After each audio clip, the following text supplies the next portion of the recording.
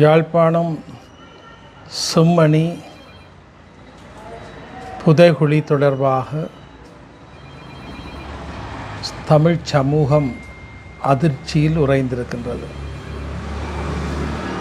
சித்துப்பாத்தி மயானத்தில் 100க்கும் மேற்பட்ட மனித எலும்புக்கூடுகள் தொடர்ந்து எடுக்கப்பட்டு வருகின்ற இந்த சோகமான சூழ்நிலையிலே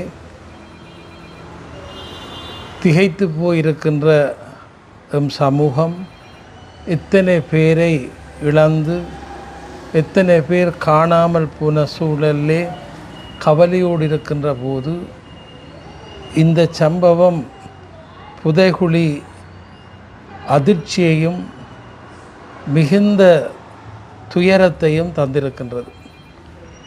எனவே இந்த செம்மணி புதைகுழி விவகாரம் தொடர்பாக நீதியான விசாரணை வேண்டும்.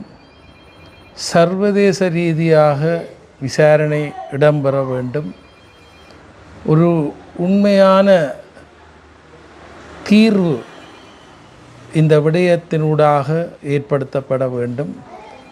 எனவே இன்று இந்த முயற்சியிலே ஈடுபடுகின்ற நீதித்துறை சார்ந்தவர்களை நாம் நன்றியோடு போற்றுகின்ற அதே வேளையில் இந்த விசாரணை தொடர வேண்டும்.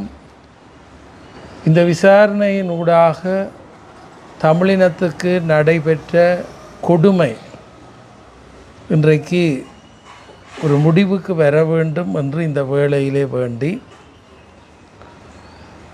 செம்மணி புதைகுழி தொடர்பாக பச்சிளம் பாலகர் தொடக்கம் பெண்கள் ஆண்கள் என்று வேறுபாடின்றி இவ்வளவு கொடூரமாக புதைக்கப்பட்டிருக்கிறார்கள் என்கின்ற செய்தி உலகத்தை உலுக்கி கொண்டிருக்கின்றது.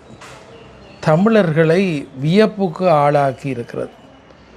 எனவே இரக்கமில்லாமல் நடைபெற்ற யாராலும் மன்னிக்க முடியாத இந்த துயரமான சம்பவத்துக்கு இலங்கையிலே வாழுகின்ற அத்தனை ஈர நெஞ்சுடைய மனித நேய அமைப்புகளும்